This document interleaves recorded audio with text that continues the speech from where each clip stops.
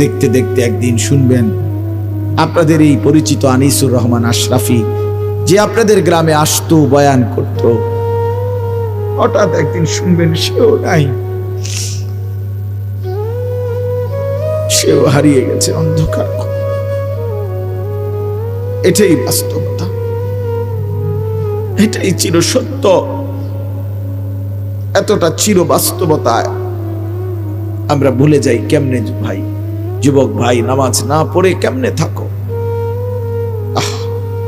মুসলমানের বাচ্চা তুমি, তুমি হিন্দুর সন্তান না, তুমি ইহুদির বাচ্চা না, তুমি খ্রিস্টানের বাচ্চা। কেমনে নামাজ না পড়ে, কি দেখতে দেখতে, কি করতে করতে জীবনটা, দিনটা, রাতটা শেষ করে দিল। আহারে আফসুস, আমার বড় আফসুস লাগে। একটা সুস্থ সবল 16 বছরের, 14 বছরের, 18 বছরের ছেলে মেয়ে কি কারণে, কি বুঝে একটা সেজদা দেয় না, এক ওয়াক্ত নামাজ পড়ে না? আরে বোকা রে, তুই কেমনে এত বোকা হই? কি কারণ থাকতে পারে? কি অতিরিক্তটা তুমি পেয়ে গেলা? কি এমন সুখ পাইলা, কি এমন স্বাদ পাইলা, কি এমন আনন্দ আর মজা পাইলা যেটা আমরা কেউ পাইলাম না? যে মজার, যে সুখের জন্য তুমি তোমার আল্লাহকে ভুলে গেলা, একটা সেজদা দিলা না, এক ওয়াক্ত নামাজ পড়লা না। আরে জানোয়ার, তুই কেমনে ঘুমাইবি? জানোয়ার, এই হাইওয়ান, কেমনে ঘুমাইবি? আরে নাফরমান, কেমনে ঘুমাইবি? তোরে যদি ঘুমের মধ্যে ফেরেশতা লাথি মারে, তোরে যদি ঘুমের মধ্যে ফেরেশতা মাথা তুলে আসার মারে, ছি ছি ছি।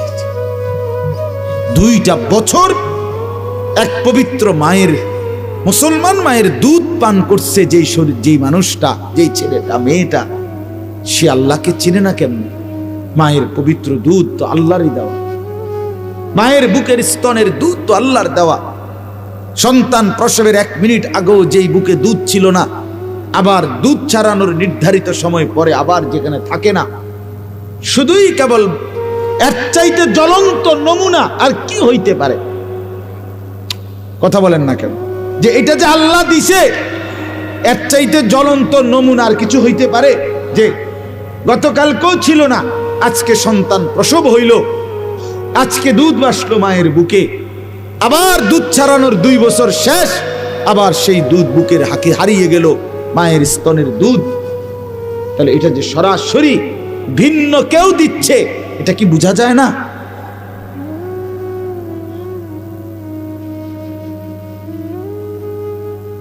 সেই পবিত্র মায়ের দুধ 2টা বছর, 1 দিন 2 দিন না, যে সন্তানটা গ্রহণ করলো আল্লাহর, সেই তুমি কেমনে নামাজ পড়ো? এই জন্য বললাম, আমার যে কথাটা ছিল যে আমরা প্রত্যেকেই আমাদের হায়াতের কদর করি। তো ওয়ান হয়ে বলতেছিলাম, এই কথাটাই শেষ করব, যে আমাদের হায়াতটাও ওয়ান হয়ে, মানে কি? মানে হইল আমরা যে এখানে মনে করেন আমরা ছোট বড়, দাদা, চাচা, বাবা, ভাই, যুবক, আমরা যারা আছি এখন বসা, আমরা প্রত্যেকেই আমাদের এই হায়াত ওয়ান হয়ে, অর্থাৎ আমরা কেবল সামনের দিকেই যাইতে হবে, পিছনের দিকে ফিরে আসা কারো পক্ষে সম্ভব। ইউটার্ন লইলে হইতো না, এখানে ইউটার্নের কি নাই সিস্টেম। আপনারা আমরা কেউ একটা ছেলে বলো বা একটা বাবা বলে, আজকের দুপুরে আমরা আর ফিরে যাইতে পারবো? গতকালকে আমরা আর ফিরে যাইতে পারবো? এটা ওয়ান হয়, একমুখী রাস্তা। এখানে শুধুই সামনে যাইতে হবে, পিছন ফিরতে পারবেন। যুবক ভাই, তুমি সামনে যাইতে হবে, হয় তুমি আরো কিছুদিন হায়াত পাইয়া বুড়া হবা, আর নয়তো তুমি হয়তো এখনই কবরে চলে যাবে। মুরব্বী বাবারা, আপনারা হয়তো আর কিছুদিন হায়াত পাবেন, আর নয়তো কবরে চলে যাবে। আমার যেটা চলে গেছে, এই তো জিন্দেগি। তাহলে আমরা ওয়ান, আমাদের হায়াত একবারই, আমাদের রাত একবারই, আমাদের দিন একবারও, আর আসবে না, আর আসবে না। আমরা যেন প্রত্যেকেই এটা বুঝতে শিখি। প্রতিটা দিন আমরা কিতাবে পড়ছি প্রত্যেকটা দিন যখন শুরু হয় এবং রাত যখন শুরু হয় তখন শুরুতেই, দিনের শুরুতে, রাতের শুরুতে ডেকে বলে, দিন ডাকে, রাত ডাকে মানুষকে, হে আল্লাহর বান্দা, আমি একবারের জন্যই এসেছি, আর আসবো না, আমারে নষ্ট করো না, কদর করো। রাতও বলে এটা, দিন। আবার যখন শেষ হইতে লাগে রাত বা দিন, মনে করেন আসরের পরে মাগরিবের আগ টাইমে দিন শেষ হয়ে যায় না, সূর্য ডুবে যায়, ঠিক কিনা বলেন? আবার সুবহে সাদেকের সময় সকালবেলা সূর্য উঠার আগে আগে রাত শেষ হয়ে যায় কিনা? প্রতিটা দিন যখন শেষ হইতে লাগে, রাত শেষ হইতে লাগে, তখন আবার সে ডাকে পৃথিবীবাসীকে, আবার ডাক দেয়, হে আল্লাহর বান্দা, আমি তো আর আসবো না বলছি, আমি তো চলে যাচ্ছি রে, আমারে বুঝি বিনা সেজদায়, বিনা আমলে, বিনা জিকিরে এমনে ছেড়ে দিলি? আজকের সারাদিনে ফজর, জোহর, আসর 3 ওয়াক্ত নামাজের টাইম চলে গেল বান্দা, একটা সেজদাও দিলি না, আমি বুঝি এমনি এমনি চলে যেতাম তোর জীবন থেকে, আমি দিন তো আর আসবো না। আজকের রাতে মাগরিবে, এশা, তাহাজ্জুদ, কত লম্বা সময় চলে গেল। আহা বান্দা, সারাটা রাত মোবাইলের ছবি, নাচ, গান, জিনা, ব্যভিচারের দৃশ্য, নাটক, সিনেমা, অথবা শুধু শুধু ঘুমায় ঘুমায় শেষ করে দিলা, একটা সেজদাও দিলা না বলে। এজন্য আর আসবেন 13ই ফেব্রুয়ারি 2024 রোজ মঙ্গলবার, পৃথিবীতে আর কোনোদিন আসবে? আগামী বছরের 13ই ফেব্রুয়ারি তো 2024 না, ঠিক না?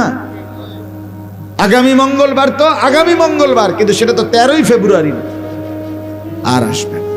অতএব এটা বলার একটা শেষ উদ্দেশ্য হলো, আমরা ভালো হওয়া দরকার। আমাদের এই হায়াত কাজে লাগাইলো, এটা নষ্ট করে দিল। খানাই আমাদের এদ্দুর, খাইলেও পারে, হালাই দিল, আপনার বরাদ্দই এদ্দুর, এদ্দুরই বরাদ্দ, আপনি বরাদ্দ বাড়াইতে পারবেন। আর রিজকু মাকসু, সবকিছু বন্টন করা তাকদীর নির্ধারিত। ইন্নাল্লাহা কাদ্দারা মাকাদির আল খালাইক, আল্লাহ পাক সমস্ত সৃষ্টির তাকদীর নির্ধারণ করেছেন আসমান জমিন সৃষ্টির 50,000 বছর আগে। একটা পিঁপড়া আমরা দেখি আমার সামনের থেকে পার হয়ে গেছে, এবড়া টিপ দিয়ে মেরে গেছে, তার মানে সে আল্লাহ তাআলা তার হায়াত এখানেই, ঠিক কি না বলেন? তাহলে আমার থেকে বাচ্চা গেল, এবড়ার থেকে পারল না। মউত কার কাছে? নির্ধারিত, এতটুকুই বাপ। এজন্য আমি বলতেছি, ছেলেরা, বাবারা, পর্দার আড়ালের মা বোনরা, মনোযোগ দিয়ে আমিও শুনি, আপনারাও শুনেন। হায়াত নির্ধারিত, প্রতিটা মিনিট সেকেন্ড আর আসবে না। অতএব এখনই কাজে লাগান, সুযোগ থাকতেই কাজে লাগান। আর সুযোগটা কাজে লাগাবার, হায়াতকে কাজে লাগাবার, হায়াতকে দামি বানাবার, নিজের সময়কে দামি বানাইবার সবচেয়ে শ্রেষ্ঠ, আল্লাহর পক্ষ থেকে সর্বশ্রেষ্ঠ একটা সুযোগ, মহা একটা সুযোগ, মাহে রমজান। বলেন আলহামদুলিল্লাহ। সেটা একদম সামনে, এই যে দেখা যায়, ওই যে চাঁদ উঠলো বলে, এবারে যেই চাঁদ উঠবে এটাই রমজান, ঠিক না? হায়াতের কদর করেন, হায়াতের কদর করেন, হায়াতের কদর করেন। আমি প্রত্যেক দিনে কয়দিন টানা বলতেছি, বাবা সবাই মনোযোগ দিয়ে শুনেন এই 10টা মিনিট কথা। হায়াতের কদর করেন। আমাদের জীবনটা ওয়ান ওয়ে রোড, আধুনিক যে রাস্তা, আধুনিক রাস্তার নিয়ম হলো ওয়ান ওয়ে। এই যে 4 লেন রাস্তাগুলো, যেমন আপনি এদিক দিয়ে গাড়ি নিয়ে ঢুকছেন, এবার আপনার কাজ হইলো আপনাকে শুধু সামনের দিকেই যাইতে হবে, এদিক দিয়ে আবার ফিরচাইতে পারতেন না। কথা বুঝছেন নি? আপনি যদি আবার পিছনে আসতে হয়, তাহলে আপনার এই ইউ টার্ন নিয়া এদিক দিয়ে আইতে হইবে, নাকি এদিক দিয়ে আসা যাবে? আর না, আমাদের এইসব রাস্তা না, ওই যে বড় রাস্তার কথা বলতেছি, ওয়ান ওয়ে রোড, যেগুলো ডিভাইডার ওয়ালা রোড, যেগুলোর মাঝখান দিয়ে কি আছে? আইল্যান্ড আছে, ডিভাইডার আছে, এগুলো ওয়ান হয়ে গেল। ঠিক ছেলেরা এমনি শোনো, বাবা মোবাইল এটা বাদ দাও, এটা বাদ দাও, এমনি শোনো, এমনি শোনো, 10টা মিনিট এমনি শোনো, মনোযোগ দিয়ে, ভালো হবে। নামাও এটা, এবার হাসো বেটা, বেওকুফ কোথা।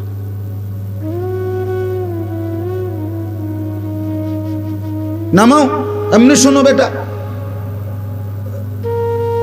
জি বলতেছি, আমাদের এই হায়াত মোবাইল হাতে ধরে রাখলে শোনা হয় না, বুঝাও হয় না কিছু। এ গোড়ার কাশিটা লইয়েই ব্যস্ত, এ আকাম লইয়েই ব্যস্ত, জিন্দিগিটাই মোবাইল।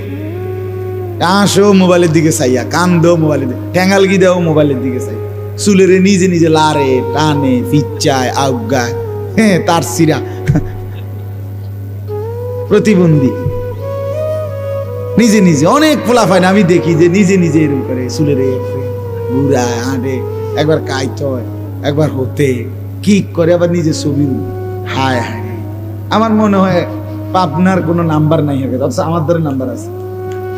পাবনা মেন্টাল হসপিটালের কাছে লোকের নাম্বার আমাদের আছে, আমি হেন ওয়াচ করে আছি। আপনাদের কারো লাগলে নিয়ে, হ্যাঁ ব্যস্ত পাগল দেখতে আছে, হ্যাঁ হ্যাঁ হ্যাঁ। আমি 1-1.5 ঘন্টা দেখছি। আহা, পাবনা মানসিক হাসপাতাল, এই যে বাংলাদেশে যেটা বড় পাগলের হসপিটাল, আমি নিজে গেছি ভাই, 1-1.5 ঘন্টা ঘুরে ঘুরে দেখছি, আসর থেকে মাগরিব। আহা, একটা দিন আমি ওয়াজে বহুদিন বলছি, কমপক্ষে যদি 200 লোক দেখে থাকি পাগল, কথার কথায়, এরকম ছোট ছোট খোপ খোপ রুম, গ্রিল সহ জালি দেওয়া, ভিতরে ঢুকতে দেয় না, ওদের কাছে ঢুকতে দেয় না, ওই জানালার মধ্যে কথা কম যায় আর কি, তাও সবাই ঢুকতে দেয় না, অনুমতি নিয়ে যাইতে হয় বিশেষ। তো যাই হোক, আমি যদি 200 পাগল দেখে থাকি, বিশ্বাস করেন কসম, সর্বোচ্চ 2 জন হবে বুড়া মানুষ, আর 198 জন হবে যুবক ছেলে। বিশ্বাস করেন, সব ইয়াং ফোলা। আমার চোখে দেখা, আমি নিজ চোখে দেখছি। হ্যাঁ, পাগল বানাই দিছি। আমি জিজ্ঞাসা করছি, যুবক নাম কি তোমার? বলছে রবীন্দ্রনাথ ঠাকুর। তার নাম রবীন্দ্রনাথ ঠাকুর, তাহলে তো বুঝাই গেল সে কি। বলেন হাসির বিষয় মনে করেন? আল্লাহ তাআলা যদি আমাদের এই ব্রেন মাথা সুস্থ না রাখে,